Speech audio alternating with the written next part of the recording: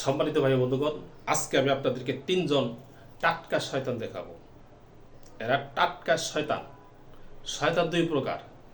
এটা আমার কথা নয়, আল্লাহ তাআলা নিজে মহাগ্রন্থ কোরআনুল কারিমে পরিষ্কার করে বলে দিয়েছেন শয়তান দুই প্রকার। একটা হলো মানুষ শয়তান আর একটা হলো জিন শয়তান। কাজেই এই তিনটা হলো মানুষ শয়তান। আপনার শয়তান তিনটা দেখা মাত্রই চিনে ফেলতে পারবেন।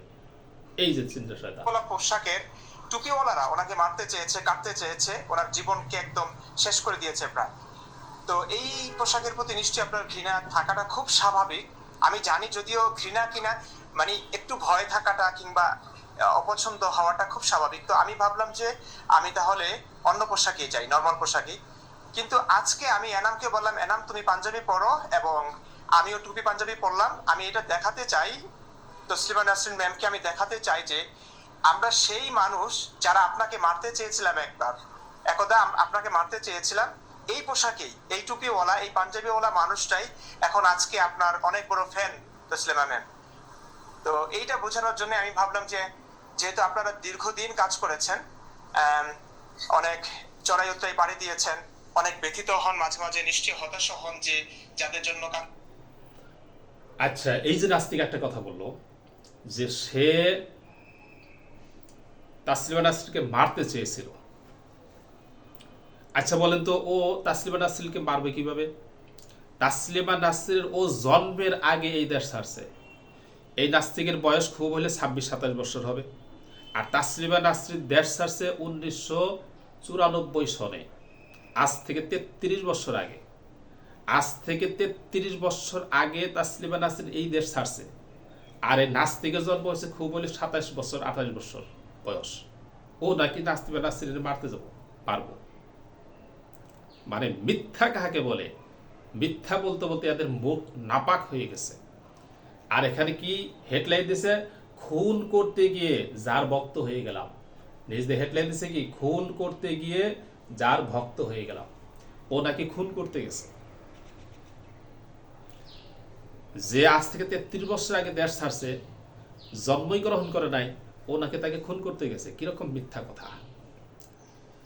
দ্বিতীয় কথা হলো যে ও যদি খুন করতে গিয়ে ভক্তই হয়ে থাকে, তাহলে ওমর রাদিয়াল্লাহু তাআলা আনহু আল্লাহ রাসূলকে খুন করতে গিয়েছিলেন।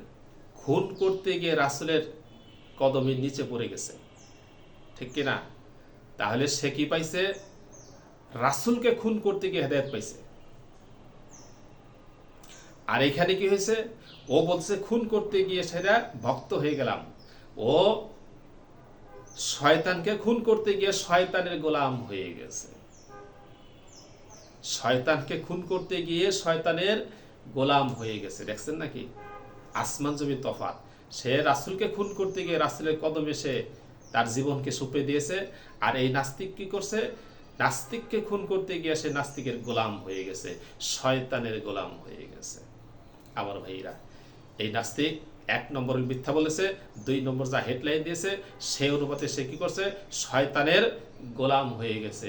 ওমর রাদিয়াল্লাহু তাআলা আনহুটা আর এটা কিন্তু একরকম নয়, তিনি রাসূলের গোলাম হয়ে গেছে, তার জীবন ধন্য হয়ে গেছে। আর এখানে শয়তানের গোলাম হয়ে তার জীবনটা শয়তানে পরিণত হয়ে গেছে। এই শয়তানগুলোর কাজই হলো শুধু মিথ্যা বলা। এদের ব্যবসায় একটা, পুঁজি একটা, সেটা হলো মিথ্যা।